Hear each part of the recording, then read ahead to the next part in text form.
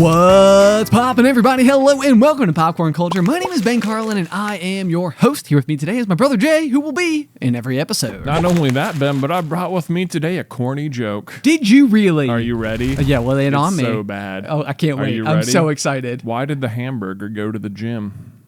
Okay, let's see here. He had beef. I don't know why. To get better buns. Oh, Yeah!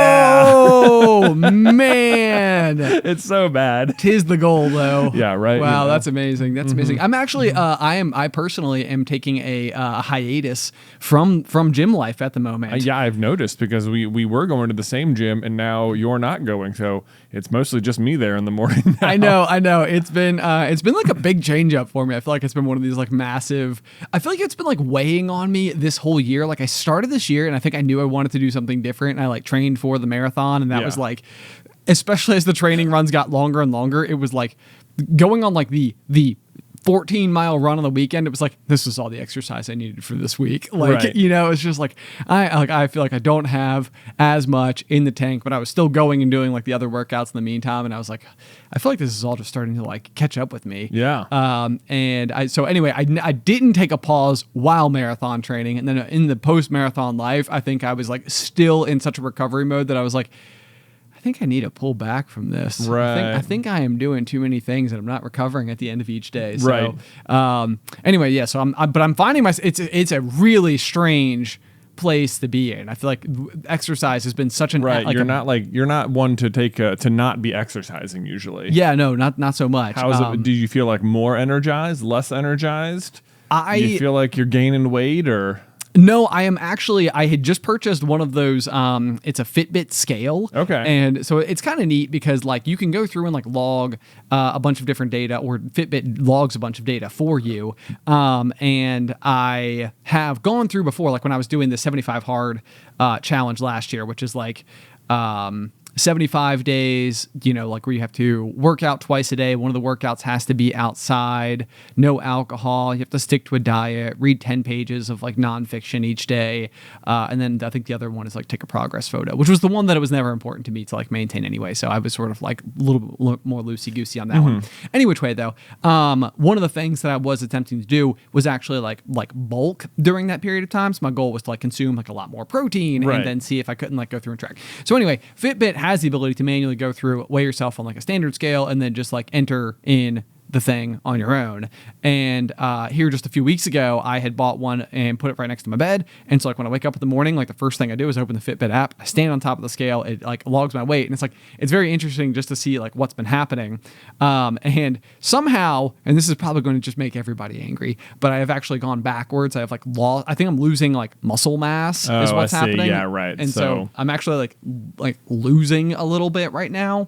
I also think that because I'm not exercising, I'm like less hungry overall, so I'm also maybe even just like eating less as well. So anyway, so that's been the thing. I got my Fitbit scale, got it plugged in, and started tracking, and I think I've like lost like 2 pounds in the past like 2 weeks or something. So that's been kind of like odd and strange and weird, but it also could be due to stress. Oh yeah. Yes. What are you stressing out about, Ben? Goodness gracious. Okay, so I got to tell you, it is Friday as we're recording this because I will be out of office next Monday. So it is 1 full week before the episode will come out. 1 full week. Yes, indeed. And this has been what has felt like the longest week of my life. The longest week. The longest week of my life. Because you're anticipating something? Because I'm anticipating something. I have the tattoo appointment. What? I do. Nobody really knows about it. That's great. No one really does. You've been like very, very quiet about it for sure. Yes. Yeah, sorry. I'm actually surprised, but I did know about it. Jay did know about it. He has been in the loop on this.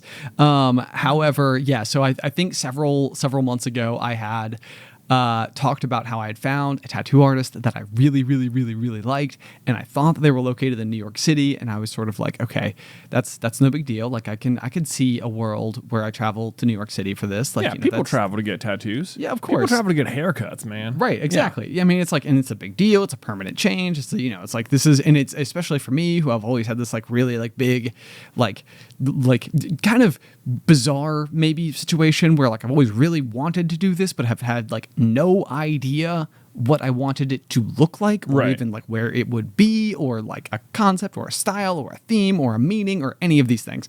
So anyway, I had found the artist and I was like, man, I've looked at all of his stuff and it's all really cool. Like I like all of what I've seen. And it's Right. like that is like not common for me, because like, tattoos can take such a variety of different Oh, no like doubt. you know, like perspectives and stuff, and so I was like, man, this is wild. So okay, found the person. So like I actually like sent the inquiry email, and it was like this thing where they wrote back, you know, a couple days later, and they were like, well, actually we were only in New York City for like a short time, otherwise we're located in Budapest, and you know, they were like, so if you ever make your way out to Hungary, like, you know, be sure to let us know. We can Drop us a line. Yeah. see if we can't set up an appointment then, if he's got availability, which is also like not super common. I think he's like a fairly in demand artist, which has been one of these things that's also kind of like, you know, a bit of a challenge as well. I think they followed up the email with like, alternatively, if you're going to be in Bali, you know, in the month of June, Yeah. he's going to be in Bali for a month doing some work. You find yourself over there. Yeah. Yeah. I mean, in case you're passing through, connecting flight. Yeah. You know, I mean, it's basically like the Charlotte airport of that side of the globe. That reference probably makes sense to just such a small handful of people. But I Yeah. feel like every connecting flight that we ever have out of Roanoke is always through Charlotte. It's almost always through Charlotte, sometimes through Atlanta, but yeah, we spend a lot of time in the Charlotte airport. We do indeed. Yep. Anyway, so long story long, I finally got another email, and it turned out that he was in fact coming back to New York City for like a brief trip at the end of July. And so they sent me the thing, and all of a sudden it was sort of like, you know, I get the email, and I woke up one morning like early, and I'm like staring at it, and I'm like, oh my gosh, like, Yeah. and this is the this is the moment. In my mind, it To was sort me, of like it feels right, because like it was almost like the universe like forcing your hand a little bit. It very much felt because like there that. was a point, I think, where you were even like trying to justify like going to Budapest to do the tattoo, and it was like I could see you like psyching yourself up for it for like weeks, and like trying to manage like, is that worth it? Should I do this? Is that crazy? And it was like, it was quite a mountain to try and like psych yourself over. And I think at the end there was just like, it's, you know what, Budapest is like pretty far, but it was also like, it was this like then obstacle. It was like, okay, then it was like this weird situation where you're like, I know exactly what I want and who I want to do it, if not for this one barrier. So it was like you were allowed to put up this sort of like wall where like maybe the reason you weren't taking action on it. Right. But then it turned out that it was coming to New York, and it was like, now the wall's not there, so do you still want to walk across the bridge? Because you said you did. And it was like, it really felt like like the universe putting you in like all right, do or die, man. Like, you know, crap or get off the pot, right? Like, oh, I let's know. move. Yeah. That's exactly what Yeah. it felt like, and it was like, I feel like I have talked about this. I feel like I have like worn out my friends and family like with this particular like notion and conversation and impulse and drive and everything. And it's like we can't keep talking about it if you're not going to do it, you Right. know. And it was, and I think that was sort of like the big thing too. So it's like, oh my gosh, okay, the bar just went from like a 10 to like a 6. You know, it's like it's not like I'm driving across town and I can just like walk into a studio and like know somebody who is from my area. It's like I still have to go to another place. I have to fly there. I have to get lodging. I have to do all of these other bits. Yeah. And meanwhile, like, you know, the whole process of like even like securing your position requires like, you know, like a wire transfer deposit, because it is like an international exchange, Oh, at least man, in terms yeah. of like, so it's like, you know, throughout the whole process, like it was sort of like the major hurdle got dropped, and then there have been like these like smaller hurdles along the way that I've had to like continuously like sort of like hop over on my journey towards being able to like make it a reality. Not the least of which is even the fact that like Alice is also not able to go on this trip, and Right. so I feel like I even remember on an episode of The Pop at one point in time discussing how like I am not the type of person who wants to travel somewhere alone. I know you're like having, it almost feels like a religious experience. Like you're like off on a solo pilgrimage or something. Dude, that is Yeah. exactly how it has felt It's to like, me. And not only that, there's like a certain amount of, it feels like faith you're just putting out there as well, because like, as far as I know, at least what you've told me is that to this point, you still don't know what you want it to look like. That is exactly correct. Right, yeah. And this is like one of those things where it's like sometimes, like when you're like if you're expecting or something, you might not want to do find out the gender or something like that. And it's like, this is not like me keeping like my cards close to the chest. This is not me, or like a name. This is another one. Like if you like tell people your like names for a potential child, there's always inviting feedback. Somebody always knows somebody by that name who like wronged them in grade school. Oh or yeah, something like no, like you that. can't name them that because I had a bad experience, and it's like, well, too bad. It's like, yeah, but this name has a deep meaning to me for like a lot of different reasons. And Yeah. so I'm not doing that is the point, is that it's like, I part of the other thing about working with this, like the way that this whole thing works, the whole thing is a giant unknown to me. So I am traveling by myself, to another city to stay by myself, to go and do something for the very first time that is a permanent change to my human. And I am interacting with somebody who is coming, like, who doesn't even speak English as their as their first language. So, so there's like other things that are involved with that. And so it's kind of like one of these things where it's like, I have so much faith in like the work that this person has done, right. like what else I have seen in their repertoire. The process supposedly is that you get there and you have like a big long consultation where you and him like work together and like kind of like navigate the design. Like, do we do this? Like you can make like real time changes to the artwork and everything. And then finally, like you get in the chair and it happens. And yeah, so I'm so curious how that's going to go, because like at least you can take some solace in the fact that of his entire portfolio, you like all of it. So there's almost no matter whatever he comes up with is hopefully something you're going to like, because all prior work has been appreciated. It is that should point to, I will like the one for me. Yes. But there's also like, but the fact is you can like to look at something and then that doesn't necessarily mean you want it on your body, on your person for the rest of forever. So there's that. Yeah, I'm just like anticipating him like having like some sort of like mood board or something, and just sort of like, tell me about this. It's like, okay, yeah, right, all right, yeah, tell me about this. Yeah, cool. And then he just like sketches something and turns it around, and you're like, that's basically me. Yes, exactly, like, yeah. exactly. And I think that this is part of the like almost like what is giving me, because you're right. I mean, it's like, faith. I think for me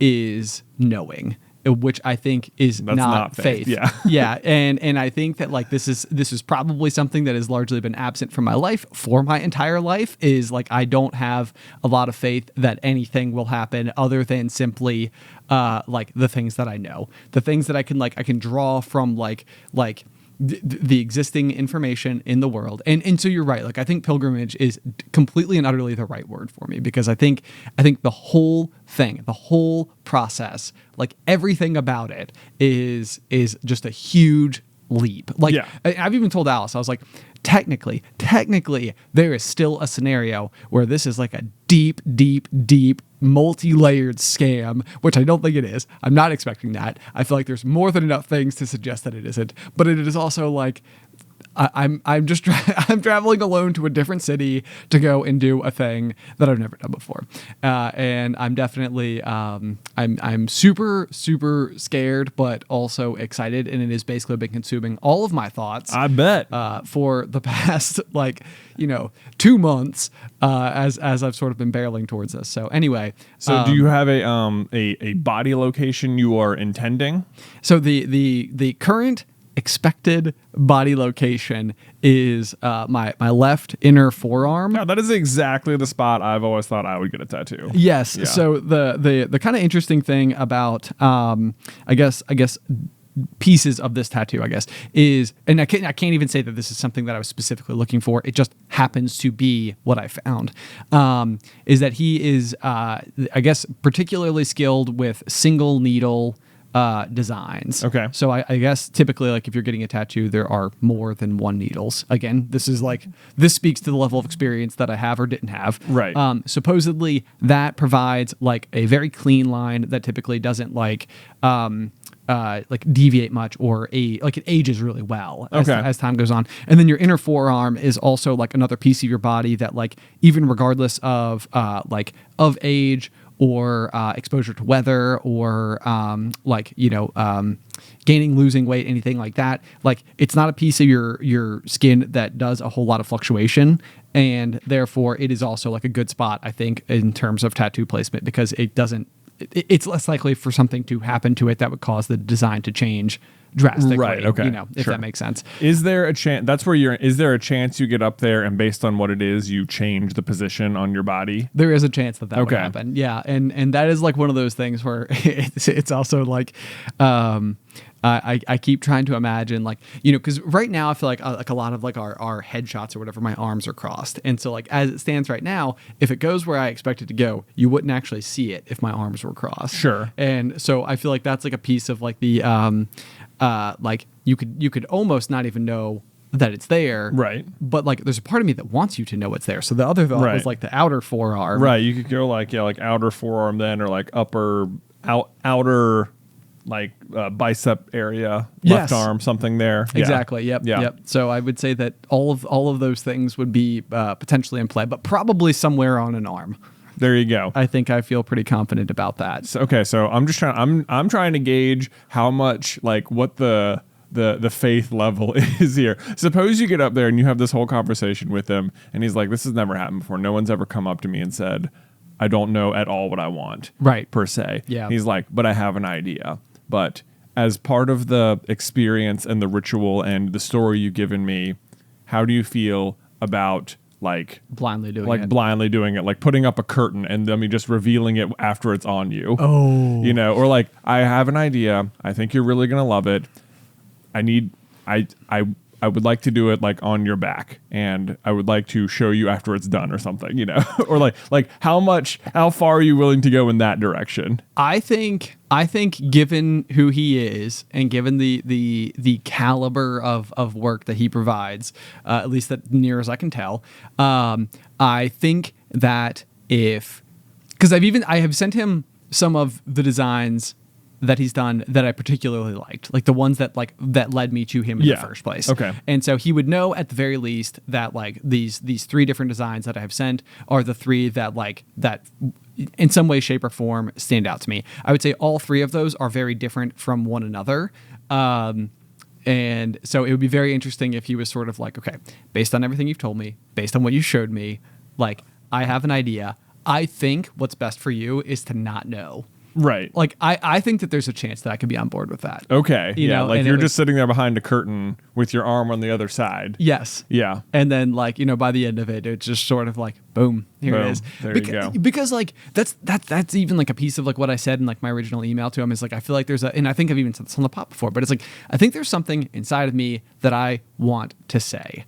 And I think that may be a part of what I will ultimately discover through this journey, or what I'm curious to see if I will, because this entire experience for me is entirely is unique in every way. Yeah. It goes against the way that I approach just about every aspect of my life and the way in which I make decisions. Yeah. And so I feel like it may end up being the case that the design may not speak this unspoken thing. The process, the action of going and doing this whole journey is me learning this unspoken thing. Right. It's like this like discovery of sort of like something maybe that I am capable of that I didn't know that I was capable of, or maybe like a fresh perspective on how I go about like approaching, the world around me or something like that. I really don't know, but I'm like extremely excited, extremely nervous. But I feel like it's like I like wake up every day. The number of times that I've like looked at this arm over the past month is too many to count. Right. It's just like, I can't imagine it. Like, I don't know. Like, I don't have anything. It's like when we're doing a Jay versus Ben and the question pops up and the answer flips out of my brain. I'm just like I can't even make up an answer right now. Right. It's like I've got there. It's just open air, dead space. So yeah. It's going to be a very, very by the time you're hearing this, I think that probably one of the more extraordinary life-changing moments of my life will have happened. Yeah. This is so. I like the way that we're recording it literally the day before you leave. Yes. To go do it. Yeah, that's pretty fun. It's also just like, even if you weren't going to get a tattoo on this trip, I think I'd almost be equally interested just that you were going on a solo trip to New York City for the weekend with like no other intent. Oh, I know. You Yeah, know? yeah. It's like what will happen on this journey? Like if you were just talking, if this was reversed, you're just like, yeah, what are you doing this weekend? I'm like, I'm just going to like NYC. Like, oh, like you and Beth, like, nah, just me. Like, what for? Yeah, It's like I just want to be there, man. I just want to take it in. seems like the place to be. Seems like the place to be. You know, I'll have fun. I'll find something to do. I don't know. You know, Yes, stuff's happening. I know. Well, and that is honestly like a piece too. It's like what if I like were to discover, because there are like certain like life ambitions that I feel like I've had that for some reason felt like there's no way for me to even begin to approach that. You know, like I don't even know like where I would start. Yeah. You know, or even like certain things that I've really wanted to do, but it's like if I can't get anybody to go with me, then I mark it as like, well, you know what? And it's not worth doing. If nobody else wants to go with me, then it must not be a good idea. And it's like maybe this will be like the discovery. It's like there are lots of things you want to do. It's like you can go. You can like, go. You know, it's like there is no rule book saying you can't. There's just these like it's like this like established like, because like in my head it's even like the thought for like a very very very long time, even the thought of like taking a plane ride to go on a vacation was like something that like I had personally never set up on my own. Right. And so it was like I don't do plane ride vacations, not because I don't like flying, not because I'm opposed to flying, just because like it's like that immediately felt like it adds a layer of Like complexity. Yeah, that like my brain like wasn't prepared to handle it, didn't know how it would handle it, Right. or how all those variables would ultimately play out. Like even just going through the process so many times and like knowing ultimately how to get to the airport, how and what going through security is like, how landing and being able to like call transportation from the airport goes, checking into hotels. Like these are things when you're like when you're 22, 23 years old, like you probably just don't have that much personal experience. Right, like doing whenever you arrived at the hotel, just like your mom or dad went up to the desk and did all the things and came back and they had the key cards that they told you where to go. And exactly. Yeah. Yeah. You were like, can we go to the pool? right, basically. So it's all just but now no problem. But now it's less of a problem. Yeah. So it makes things seem like a lot more approachable. So this is like this is that though. This is like the can I do something I think I can't do, and will there be like an outcome? Right. Yeah. I think this is not at all the same thing, but I feel like it falls into the same category of like, what do you do on your own or sort of things, or like, are you putting up barriers like that are not real in your way? But like back in the days of Pokemon Go, which I say in the days of, it's still a very popular game. Sure. Yeah. But I was into it. I felt like there was like when the game came out, there was like a 1 month period where like the whole world was doing nothing but playing Pokemon Go. Yes. After absolutely. which there was a pretty severe drop off in terms of like all the casual people are gone now. Right. And now there's just the people who are like still interested. And so that was me for like 5 years, you know. Yes. Like, yeah. I would open it every day. I would catch the Pokemon and stuff. And eventually they started doing these like events or whatever. So like, oh, you want to catch, a legendary Pokemon? Great news. Between these 3 hours on this one Saturday, that Pokemon will be everywhere and you can go catch it. But in order to do that, you'll have to do raids. And certainly you can't do them by yourself. You'll need like a group of at least 5, if not like 10 people to do it. Right. And it's like, that's hard to do. That's hard to do when you're the only person who cares about it. Right.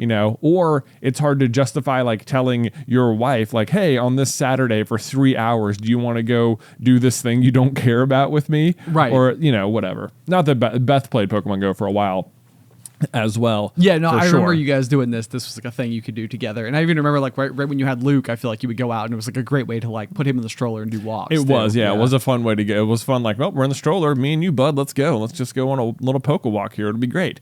But there was one weekend in particular where like all the stars seemed to align. And like Beth, I think was up. She and Luke were on a trip for the weekend, and so it was just me at the house. And there was an Articuno event where Articuno was appearing at all of these different gyms.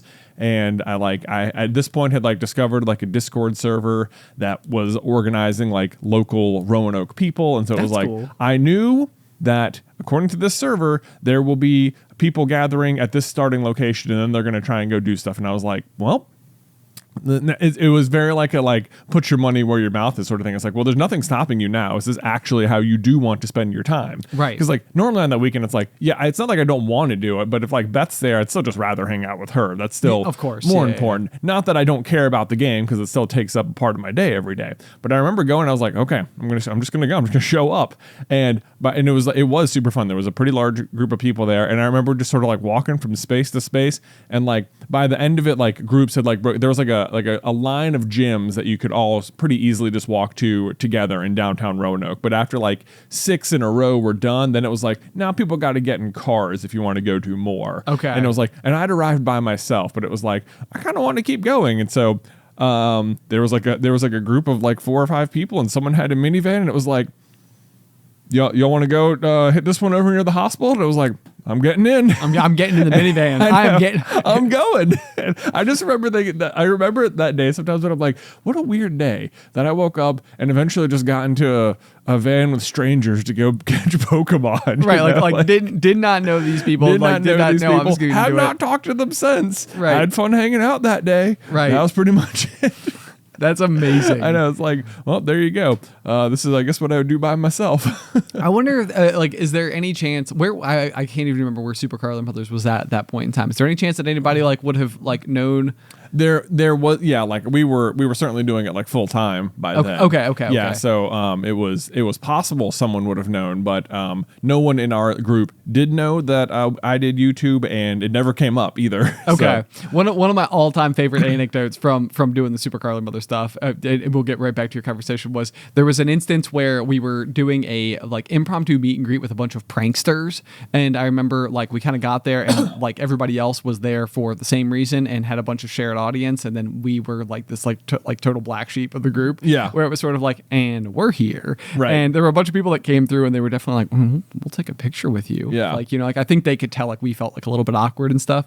And so anyway, it was like 2 years after that particular event, and somebody tagged us in a photo from that, and they were like, oh my gosh, I found the Super Carlin Brothers. I've been dying to go to one of their meetups, and I like wanted to meet them so badly. And then I was scrolling back through pictures on my phone and realized I already have. Right. And it was like, I was like, they took a picture with us before they knew who we were. Yes, yeah. It was so funny. That was I was funny. like, that is the best thing ever. So anyway, I was like, it'd be really interesting if one of those people that you like got in the van with is like listening right now, and they were almost like, wait a second. Wait a minute. Wait, you were there? You were there? Were you in the van? You rode in my van? Yeah, well, it was fun. I caught like 15 Articuno that day and not a single shiny one, which was sort of a bummer. Oh, that is kind of a bummer. know. What would typical odds be? On a shiny on those days, I think it was like 1 in 10 or something. So it wasn't like bad odds. So lousy odds. Yeah. I mean so lousy outcome is what I mean. Lousy rather. outcome, Yeah. because I think I caught more than were inside the bounds of the odds. So I should have, you'd have thought, at least high rolled at once. Man, Yeah. honestly, this is making me really wish that they could do like a grand Pokemon Go reset, because it does seem kind of fun now that you're talking about it. Oh Like, the yeah, idea of well, I going mean, out there's and- nothing stopping you from just starting. You Yeah, know. extremely huge walls stopping me, Extremely huge walls, yeah. like Budapest size walls. Budapest size walls, can't do it. No. Not Right, gonna yeah. go walking around. Yeah. So it's still on my phone, and I really only ever open Pokemon Go if I'm like very like isolated in a situation and I'm like really bored and really by myself. Okay. Then I'll be like, okay, well, let's see. I guess may as well catch some Pokemon. Well, I remember in the early days of Super Carlin Brothers, we would go to lunch, and we would typically at that point in time, it's funny now because we almost always, we would, I feel like we never do this anymore, but we used to always drive to lunch somewhere. Yeah. And I feel like it would be very common where it would be like, would you mind turning right up here? Yeah, And it would because be I would have, because yeah. you would drive and I'd be in the passenger seat with the game open, and it Yeah. would be like, there's something I don't have like right over there, so let's take the long way. Yeah, we'll take the long way. Yeah, I No was big like, deal. why not though? Got to catch them all. Got to catch them all. Anyway, Yeah. transition. Transition. All right, Ben. So prior to starting this call, I was over in the Discord server. Oh, were in the you? Little Colonels channel. Nice. Yeah. And I remembered once upon a time you asked your wife for like a one-word topic suggestion, and I was like, you know what? Let's do the same thing from the Discordians here. Nice. Yeah. So I went through and just had them submit completely random words, and so I'm just gonna I'm gonna kind of look at them, and I'm just gonna say a word, and we'll just see what happens. Okay. Okay. We'll see what Ready. So happens. our Yep. next conversation topic. Here we go. Let's see. This is from Mott's gave you up and let you down. Elephant. I got something. You got it? Okay, so it actually. Yeah, what's your experience with elephants, man? My experience with elephants. Well, I don't really have an experience with elephants, but one of the examples I was going to give for something that I want to do in my life, that I feel like there's also like just massive barrier against doing is actually traveling to Africa to hike Mount Kilimanjaro. Oh man. Yeah. And so by elephants, I'm probably I don't even know how accurate there is potentially elephants near Mount Kilimanjaro, but I think it's like one of the tallest mountains in the world, but is also like oddly very approachable. Like it's not like you don't need like ice picks and snow boots and like all the like crampons. Crampons and stuff like that. Right, like it's sort of like Kilimanjaro, and it's like I think it's like it might take you like a week to 10 days or something like that to do it. Okay. So it's like it's long, but it's like the primary tourist draw for this particular area, and I think the only way to do it is to like to have like a local companion who like then takes you up, and you like hire like them, a Sherpa style person, like a guide. Yeah. But I think it's like one of these just like it was so fascinating to me. I was reading a book called What Doesn't Kill Us, and that is about the like Wim Hof method of like breathing, and he's like the guy who's sort of like super popularized like taking like the ice baths, and like kind of almost like whilst in that harsh environment being able to like basically like realize that like you are like okay, and being able to like breathe through it and like then tolerate like this extreme condition. And so like the author of the book basically is trying to disprove the Wim Hof method. He's like an author who's like known for like disproving fad diets. hokum things, exactly. like essential oils and stuff. Exactly. Right, yeah. And so he goes out there and he starts training with him, and he ends up being like his star pupil. And turns out it's not a fad. Turns out it's not a fad. It's a real thing. And so he goes and hikes. I think shirtless. He hikes Kilimanjaro. So he like literally is on top of like a frozen mountain peak with no shirt on. No shirt on, and right. That's like, which I have no interest in doing that whatsoever. Right, yeah. Like, just because it could be done, I could do it, I could do it easier. I'm okay with doing it slowly. Right. Having gotten to the top is all I need. Right. So anyway, that's my response to elephants. Is elephants, so... I mean, not really about elephants. Not really about elephants, but the first thing that came to mind when you said elephants was like I would put this on my bucket list. Okay. For the Ben Carlin's Bucket Cast. Yeah. Which, by the way, I talked about that last week. The idea of having a podcast that is specifically designed around like you following me on the journey of a bucket list item. Yeah. And the thing that I was talking about that I wasn't saying actually was the tattoo. Oh. Because I feel like I haven't done this. I wish I had, because I feel like it would have been even interesting just for me, even if it wasn't something I shared. It was just like video documenting or audio documenting like the process, the days, the conversations, like all the various like little bits and bobs and movements that happen. You should like vlog it while you're up there. Maybe I'll record some things. We'll see how it goes. But anyway, I feel like a good bucket cast item would be like literally like recording a piece of your podcast standing on top of like one of the world's tallest mountains. Yeah, that's pretty cool. Like, all right, guys, I made it. I'm here. I'm on top. I'm here right now. Here's what I'm seeing. Right. It's a Let barren me describe wasteland. it to you. Yeah. Yes. There's a sign. Whenever there's a sign on top of peaks, it always occurs to me that like there was somebody who carried the sign all the way up. Right. It's like you made it here. Someone else carried a sign up here. Man, I think about this sometimes of when we were like mountain biking and you'd be just out in the middle of the woods and suddenly there would be like a well-constructed set of stairs out of like nothing but like large heavy rocks. Oh yeah. And like at some point like somebody came out here with a giant load of rocks. Don't know where they parked them. Don't know how they got them here. Did they carry them one by one? Was it in the back of a truck? Because I don't see how you get a truck out here. Oh no, definitely not. Was it like in a 4-wheeler ATV Gator situation? I don't know how they're doing it. Whatever. But at some point, not only did they get them out here, they did enough work to successfully set up a long-standing set of stairs in the middle of the woods out of the rocks. And I'm like so impressed that anyone ever did it at all. Right. And it's like, but not only like, yeah, like the determination you'd have had to do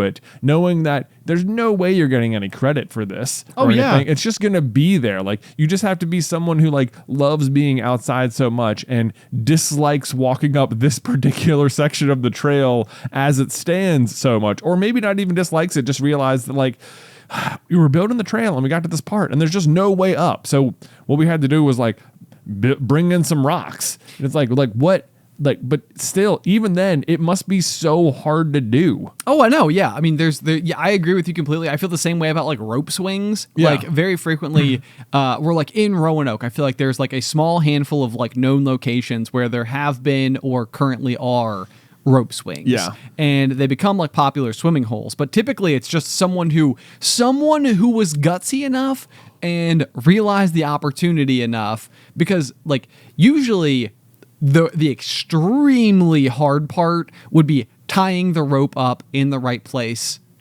the first time. Right. Like someone had to get out on that branch Right. to tie it. Right. You know, because otherwise it's just completely inaccessible. And then in addition to that, they needed to have found a spot on like the river or wherever where there is like enough depth to where you can swing successfully and get out there. You need to have it like be the exact length, like long enough that like people can, you know, successfully like access it. It's like one of these things where I'm like, the guy, like whoever did this did it so well that hundreds of other people have been able to come and enjoy this particular like piece of river. Right. You know, it's like remarkable, and nobody's given that person No credit. one knows who it is. But like one day that person did it. Yeah. And it was like a big, someone out there and they set it up. Yep. What a gift. What a gift. There it is. You're welcome. Thank you, rope swing people. Yes. Whoever you are. We salute you. We God, salute you. What is it? What is that? That's like the real men of genius. The real man of genius. Yeah. Man, if you want just like some of the best radio advertising of all time, was it Bud Light Presents? Bud Light Presents. Yeah, wow, yeah. See, this is the thing. It's like, was it great advertising? You don't even remember the product. I don't even remember the product. I remember loving the real men of genius bits. Oh, they're so funny. Because it was just like there were so many of them, and they would always start. They would say like, "We salute you, Mister." Yeah, rope swing hanger dude. Right. Yeah. It's like yes, exactly. It's such a good example of something that a real man of genius would you know. You recognize the spot of river and hung a rope. Nobody else would have done that. Nobody else would have done that. Yeah, yes. They had like the little like the backup singers. The backup singer doing the thing. Yeah. Oh man, we should try to link this. Last week we had the Nike commercial with the chrome ball. Oh man, I rewatched that whole thing this morning. Was it amazing? Yeah, it was awesome. Yeah. I rewatched the whole thing, and the part that frustrated me the most is that you were completely right, and the grand finale was the shoe tie thing. Yeah. And I still argue that the scorpion toss is much cooler. Well, I mean, it's not a matter of cooler. It's a matter of cooler. It's a matter of cooler.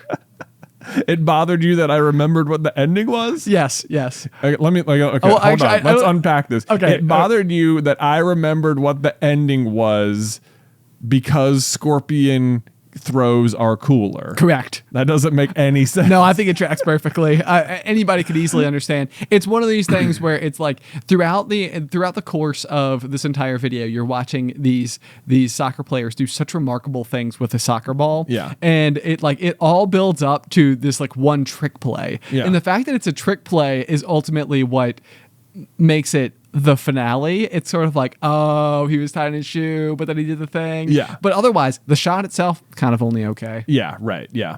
Like everyone's been doing soccer tricks and now they're doing a trick play. Now they're doing a trick play. Yeah. And it even feels like edited in such a way that it was like, I bet they had to do this a bunch of times. Like it's shot like otherwise you can like literally watch the guy do like the ankle flip where like the ball goes over the other guy's head and it's like you watch the whole thing from start to finish. Nothing is like tricks of editing. Yeah. This one is sort of like you watch the guy kneel and then there's like the run forward and then it cuts to a clip of like the cleat jumping off the person's back and then it like clips to a guy like soaring through the air and then like the headbutt and then it's like another shot where you can like see the guy like running backwards trying to like block the shot and he kicks his foot backwards and then the ball goes in and it's like that was like 15 different shots. Right. Yeah. They had to do this a bunch of times. They did this a bunch of times. It's like, but like, you know, none of those one shots are particularly difficult to get. Like, I don't know. Even watching the scorpion throw, like he does the throw and then they cut to it going in the net. That's a good point. You know, like that's a good point. Maybe he just missed. There's a lot of like they do a cool thing and then show a ball in the net and you're like, oh man, he made the shot. And it's like, well, maybe I don't know. Right. They made it look that way.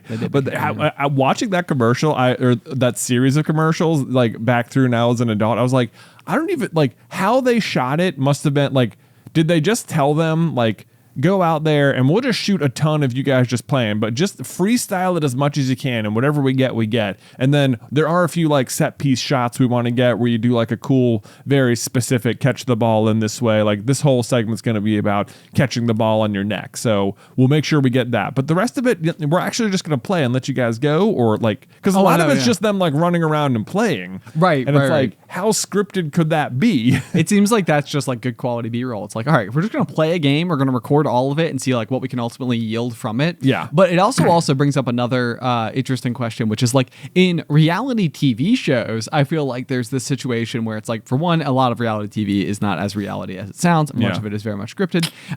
However, it does seem like on occasion, it must be the case that they like caught the really cool thing on camera, which was like an actual real candid moment unfolding. Yeah. And on occasion, I'm sort of like, man, like it feels like the tone of this conversation, the tone of this like overall message is too serious for them to have like planned for the person on camera to have like received the phone call so that like the camera was pointed at them. They had it on speakerphone, heard like whatever bad news comes through the phone. You know what I mean? Like, like in like home improvement shows and stuff like that, where they're like flipping a house, almost always you'll see the host like get a phone call from the plumber and they'll be like, yeah, hey Bob. Well, it turns out, you know, that those were lead pipes. So we're going to have to replace all of them. It's going to be an extra 5 Gs, you know, or something like that. And you're like, I'm going to have to call the client now and tell them like, this is going to be... Right, and then they call the client and they're like, here's the deal, man. It's either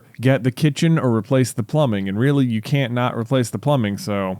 So there's that, you know. Unless you think you can find another 5 Gs. But not to worry, because remember that really cool tree that we found in the backyard? It turns out we got one guy on site who's able to turn it into your dining room table. So at the end of the day, I think we're actually going to be fine. It's like, I see what happened. You manufactured a problem so that problem could be solved. Yeah. You know, I see. This is always what they're doing. Yeah, home flip shows are so guilty of like they have the same tricks in every single episode. I know. It's there's always a problem that's going to add extra costs, and there's always a cost-cutting solution, both of which have been identified way in advance. Oh yeah. It's like everything is completely fine. But the thing is that it does feel like every once in a while, like when I'm watching these shows, because I feel like I'm on the lookout for it. Like for the most part, I feel like you can tell when it's like, no, this is not how this played out. Like, and I know that this is not how this played out. But sometimes like the people's reactions, it's like, this is not an actor, you know? Like, this person is not like, you know, I think if I was on it and they're like, okay, we're going to call you,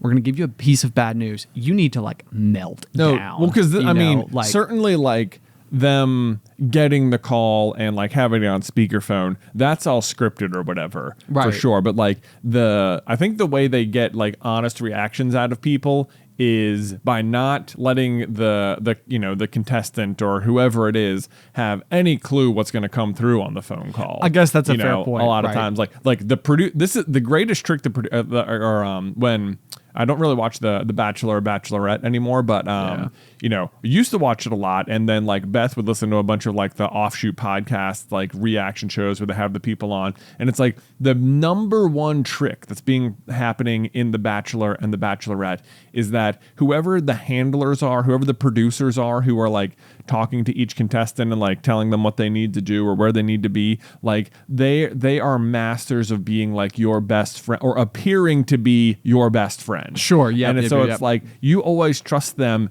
to be like, okay, hey, and then so you're going to be in here, and then just you're going to get a phone call from the main guy, and he's gonna and so just answer it, and we'll roll. He's just going to invite you on the date or whatever, and then they answer it, and it's like your mom died, and you're like, what? It's like they've lied to them, and now they're getting a genuine reaction because that's not at all what they were expecting. Right. Okay. Yeah, that's a good point. That's a good point. Okay, so maybe that's a good way to keep. Although, I mean, that is like where it's like, oh gosh, that's so cruel. Right. So cruel. Yeah. I mean, they're manufacturing drama. They're getting real reactions because they manufactured a situation that would yield drama. Right. But the thing I can never understand is how the people on the show then don't just get so mad at the person who walked them into that room. Like it's like they're still willing to like abide by the rules and the laws of like, well, you're still on a TV show. You can't acknowledge all the camera people in the room and the producers. But like occasionally it must be the case that somebody wants to look up at, like Jill, who just walked him in the room and told him that they're about to get this phone call about this one thing and it's about something else entirely. Be like, Jill? Come on now. Right, yeah. It's like, I thought we were friends. We were friends, yo. I thought we were friends. You had my back. And they're like, no, because then they'd be like, I had no idea that was going to happen. I had no idea. I'm so sorry about that. Right. They're like, this is over my head. This is top brass. This is top brass. Top brass came raining down on it. So super sorry about that. I got your back all day. Guess what I told them. Right. Yeah. I know. But so the other thing, so if you want to take it and flip it on its head a little bit, the other thing too is like, if you watch something like Planet Earth, like animal documentaries, it's like those people, and part of what you don't see is, unless you've like watched any of the backstory stuff, is like a lot of them go out, and in order to get the shot of like the rare mockingbird doing its mating dance or something like that, is like they have been sitting in the rough for 21 days. Right. And like, they have literally been out there surviving on like pure nothingness and just like waiting and hoping that this like moment of magic is able to be captured and then delivered to the world, like, in the name of communicating about animals. Animals, exactly.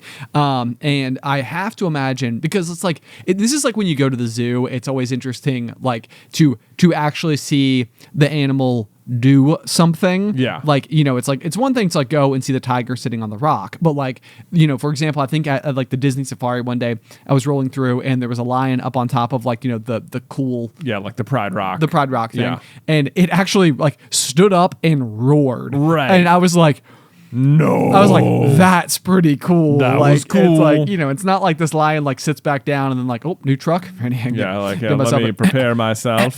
Yeah. Lion, you've got another truck coming. Right, yeah. Prepare on stage. Right, yeah. Yeah.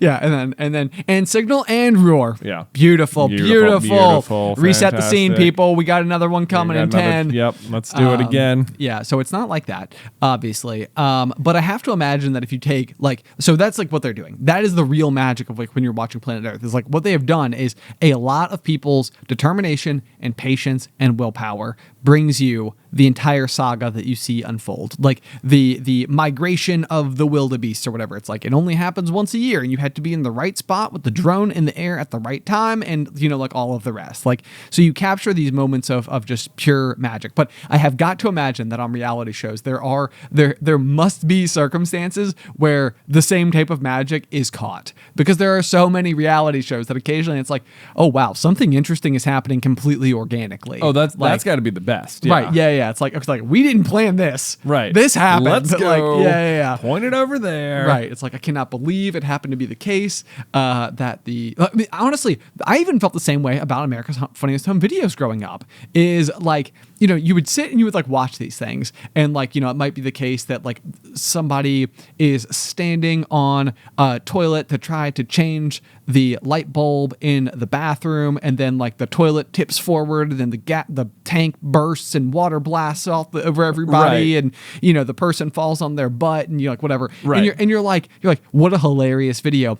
Why was someone filming it? Right. Yeah. And it's like if you think about it for too long, you're like, why was someone filming it? Right. You know, it's like There wasn't YouTube. Then we're going to put this on the internet to be like, this is how you change a light bulb in your bathroom. Exactly. And it's like the other thing too is that like if you're filming home videos, it's like this is not film worthy. Right. You know, it's like that changing a light bulb isn't interesting. I think people's filter for what is film worthy. Well, that's fair, but I mean, yeah, I don't know. Like on some level, though, the scarcity of the videotape itself has got to be a factor in terms of how often you turn this camera on. Yeah, you know, it's like it's simply not that often, right? And yeah, so I think that like I remember always thinking that about America's Funniest Home Videos because we always had one of our younger brother Tyler, who I don't think would mind this story being shared because honestly, it's a pretty cool video, even if like not.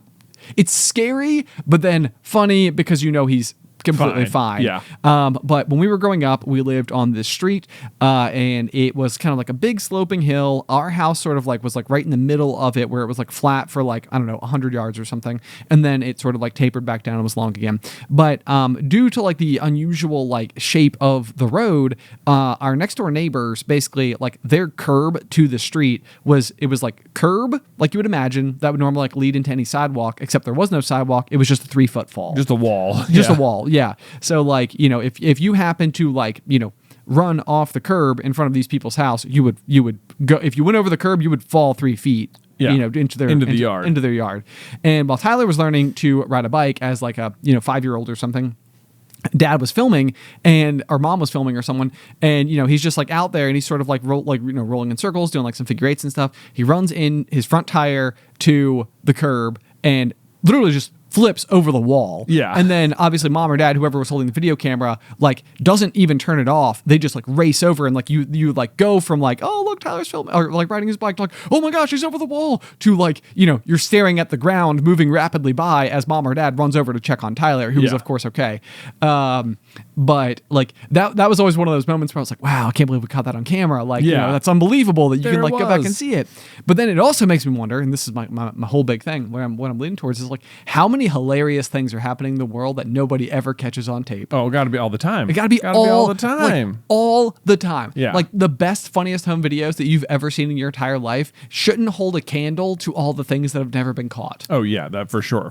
There's no doubt about that. I mean, I think maybe like the bread and butter of America's Funniest Home Videos is just that like there's like when you're doing something with like a like that's even the tiniest bit riskier or like more accident prone, that is often what would prompt people to like get the camera out. Like, I mean, and especially there was no internet back then. So like whatever you're filming a home video, it's got to be doing something exciting, you know, which could be, you know, which is probably something like we're all going skiing. So let's get video of the kids skiing, or we got a trampoline. So everyone's jumping, or we're jumping in the pool, you know, whatever it is. It's not like high risk activity, but there's more risk. And so like those are the things that are also, and like because people are rolling, it's not high risk, but it's enough more risk that a percentage of people are making whiffs. Right, yeah, right, yes. And those are the ones that are getting sent in, you know. But I think that's the bread and butter of any like fail thing. You know, you want people on bikes, you want people on diving boards, you want people getting, you know, hit down low and oh yeah no, I know, it's so true. I mean, and that's the thing too, like I mean if you're teeing up to ride off your mountain bike off the roof of your house and try to land in the swimming pool and your bike has been wrapped in pool noodles, it's like of course someone's filming that because it's like it is you're basically filming the inevitable at that point in time. Right. Like it's like there's not even a chance that this works. What we're filming is the failure. Exactly. And yeah, so that certainly makes sense. But so I mean that's the thing though, is that there are the occasions that like where I do think it is just so comical or so remarkable that somebody happened to have the camera on hand and they got it on video and then they submitted it. Like it's so many things that need to happen for you to be watching it on national television. I know. Yep. It's fantastic.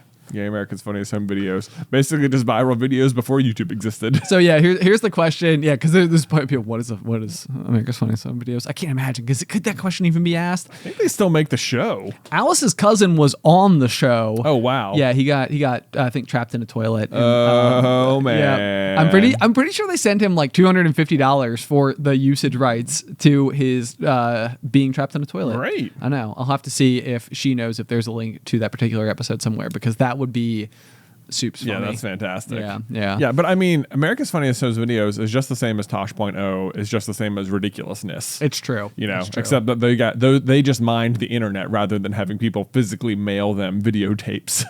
That's a good point. Yeah. That's a good point. And it is always very curious to know as well. Like, this is like, yeah, is anybody in the listening audience, have they ever been featured on one of these particular shows? Because that would be, I mean, that's the other thing too, is that's like, you should, and I guess to be fair, I literally just give my example. I know at least one person who was on America's Funniest Home Videos. There you go. It feels like there are enough of these shows and enough clips used in each episode that it's like that 6 Degrees Kevin Bacon rule. Like, it's like you should know someone who is on it. Right. Like, Who's had a big fail video. who's had a big fail video. Oh man, I mean, you have one of our good buddy Michael Austin just going full face plant off of a bike ramp. That is You know? true. Yeah. That is true. Which, yeah, that's a very good point. Right? That's a video that, like, it took me a long time to be able to watch again. Yeah. Because that was one of those where it was like, he landed on his face and it was like, it was less okay. Yeah. We went to the hospital. Oh my gosh. There is, I don't know if it was Ridiculousness or Tosh.0, but we were watching, and there's always a section of these shows that are like, these are people failing.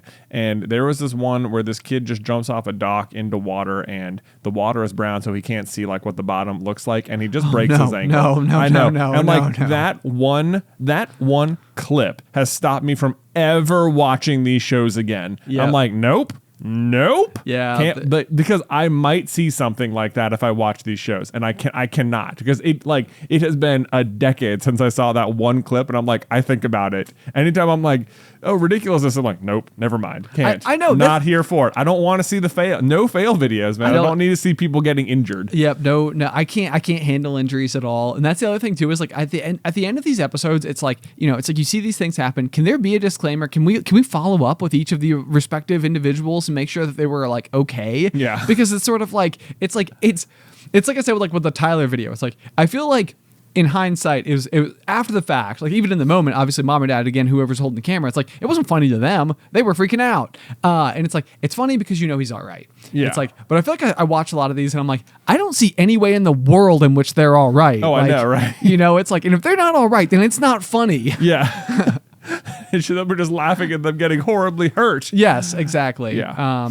So, I mean, that's at least that's how I feel about it. Oh, It's like, I don't know if you remember this one too. I'm sure you do. This is the one that I always think about.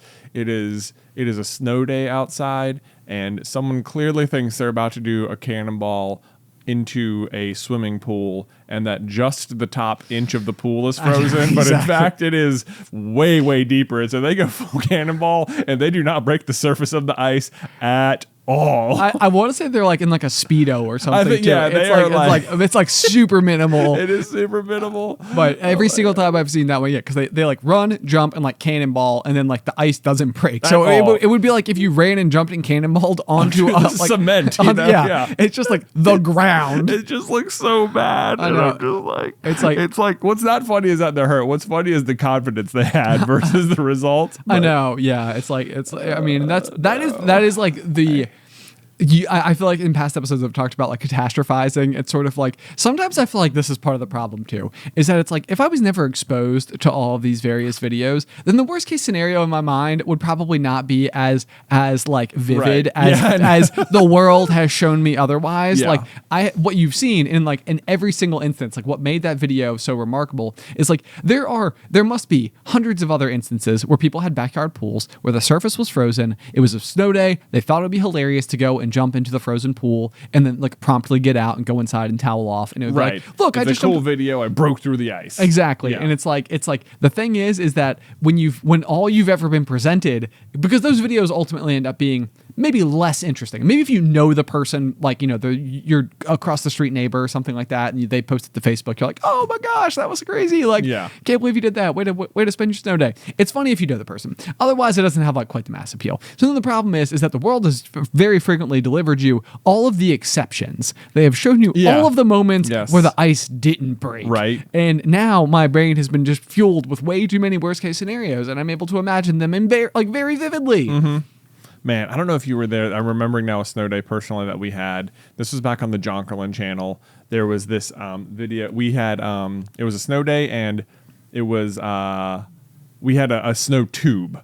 Oh, I do remember this. The snow tube. And the snow tube was fantastic. It could go down a hill in a way that sleds just can't. I mean, you could get some serious speed on these things. And they were designed to go on snow. It wasn't like an inner tube from the pool. This was like snow tube first. Right. And like you always think as a kid, like, oh, we're gonna go build a ramp and we're gonna hit the ramp and it's gonna be so fun. But it never works. It's like the hill is either too steep or you can't get going fast enough, or the sled is like too streamlined and it breaks through the ramp because you can't pack it hard enough. This was not that day. Yeah. This was a day of glory. This was the day where we had a big hill. We had hard, packable snow. We had a nice big ramp at the bottom. We had the snow tube, and you could hit the ramp basically every time. Yep. And oh man, did we do it all day, to the point where I was like, well, I'm getting the camera out, because I was like, this is basically my big break. I'm going to get people going off this ramp. It's going to be the coolest thing anyone's ever seen. That's the mentality you have. It's like, boy, Ben's at the diving board. Let's go. All right, this is the coolest thing that's ever happened. Yeah. The street, your imagined street cred as you're launching off the snow tube ramp. Right. Why weren't there a bunch of like hoods popped and like loud music playing? Exactly. Like, I'm surprised there wasn't a crowd. I'm surprised we weren't on national news for making this thing. You know? Right, yeah, exactly. But I remember going down and there was like a whole group of kids from the neighborhood, and I was just like getting every single person going off the ramp, and there was a variety of different landings you might encounter where you might go off and you might just land it great, and that was like the hero landing.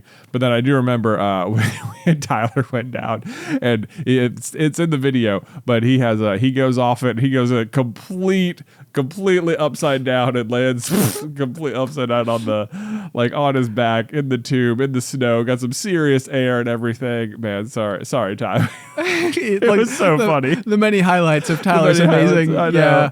Once again, he was completely fine. Yes, but it is. I mean, that video must still be on the Carlin channel. Oh, it's out there. Yeah, and it's got such bad like Apple iTunes, iMusic like built-in default music behind it, and it's not super well edited or anything, but certainly at the time I was like, this is fantastic, this is the coolest thing. So I've got all this amazing footage. It's definitely going viral. Maybe now that we've talked about it, yeah, people are gonna go back and look. I need to have just the clip of just Tyler. I just put that on TikTok. It used to be like, here you go. This is Tyler crashing. Right. This is the whole thing. Done. Oh man. Yeah. Good times. I do remember that day fondly, though. I'll tell you what. There is nothing. There's probably no better sleep than that which follows a day of just hardcore like playing in the snow. Oh yeah. Because you're wearing all this clothes, you're simultaneously freezing and sweating. Yeah. You're running up and down a hill. Yeah, right. Like sledding is an arduous task for many reasons. Oh, it absolutely is. The number one thing that I always thought as a kid, this probably like if you wanted to like know the scale at which I wanted to do things as like a 12-year-old, was we had like a communal hill that we would sled at in our neighborhood growing up, and like in my mind I just thought it was legitimately possible that we could pool our funds and build a ski lift. Oh wow. So that it's like I don't only get snow like 3 days a year, but on those days, guys, can you imagine if we had the ability to just like hop on at the bottom? We could sled all day. We would never get tired. Right. Well, the thing is, what always baffled me about days like that is that I know the hill you're talking about, and it's massive, and yet we would have gone down it like 30 times. Oh yeah, like, and at no point you'd get to the bottom, and it was never like, oh my gosh, that was fun, but now I got to walk up the hill. It was like you'd get to the bottom, turn around, grab your sled, and full sprint up the hill, back up the hill, in the snow, in your gear, and be like at the top again, like, no problem. I'm not tired at all. I'm not even out of breath. Let's go again. What happened? Why? What is the magic of snow that allows you to be able to do this? Whereas, like, if you went on any other day of the year, the same age, if you were just like, yeah, so what's going to happen is we're just going to coast down this hill, and then we're going to do a sprint up it. Fun? Okay, here's You'll my... be tired immediately. Here's my proposition. Okay, this is like, so the thing about the great thing about snow days is that it is the unexpected nature of time away from like school. Yeah, and bonus day. You can pretty much only ever experience this because it's like, as a kid, it's like number one best case scenario when you wake up every single morning is that for some reason school has been canceled. Yeah, and it's sort of, I mean, at least for me, that was always just sort of like there was nothing that I would want more. And like those rare moments when it happened, and you were like, I can sleep in. I can play video games. I can go play in the snow. I'm gonna call everybody I know. We're gonna have so much fun. There's gonna be hot chocolate. It's like everything about a snow day is the best day ever. So here's my suggestion: is that on like every single year, we almost need to have like a national holiday that is universally recognized, that is a random date of the year. Every year, where nobody knows that's going to happen until the moment. Just bonus day. It's just called bonus day. It's just bonus day, and no one knows when it's going to be. It's just like any day might be bonus day. It's like boom, it's bonus day. You literally woke up thinking you were going to work, but you're not. The full intention of it is just literally, and this is the thing, you can't plan around it. It can't become a commercialized holiday. There can't be sales and you're like right. all the other stuff. It has to be complete surprise. It's just sort of like boom, August 12th. Why not? Boom. There it is. Guess what? Today is bonus day. Who, man, I love the sound of this already. Yeah. This should absolutely be a thing. Bonus day. I'm totally in. Okay, this is actually, I was thinking about snow days here. There was always the sledding aspect of the snow day, but then there was another, that sometimes this also meant that we had just like unlimited access to play like Diablo 2 for like an entire day. Yeah. On a snow day. No, You remember this? I mean, I was talking about all the other glory, and I was trying to make it as relatable as humanly possible. Yeah. What really mattered was that we could play as much Diablo 2 as we wanted. Yeah, there was a lot of Diablo 2, and especially in high school. So there was that, and then otherwise, me and Tyler played a lot of like Yu-Gi-Oh, and it was like, guess what? All day, let's go, let's just have duels. Yeah, it's time to duel. Exactly. So anyway, I only bring those two things up because a lot of times we'd have like neighbors who would come over to the door and it'd be like, hey, you guys, come out. We're going sledding. Let's go right now. No time to wait. And it'd be like, I actually really want to play Diablo right now, and I don't want to go out in the cold, and you're already like excited about it, and I don't like you trying to force me out of the house, or like I actually want to do these indoor things on this snow day, right, or whatever. And I recently,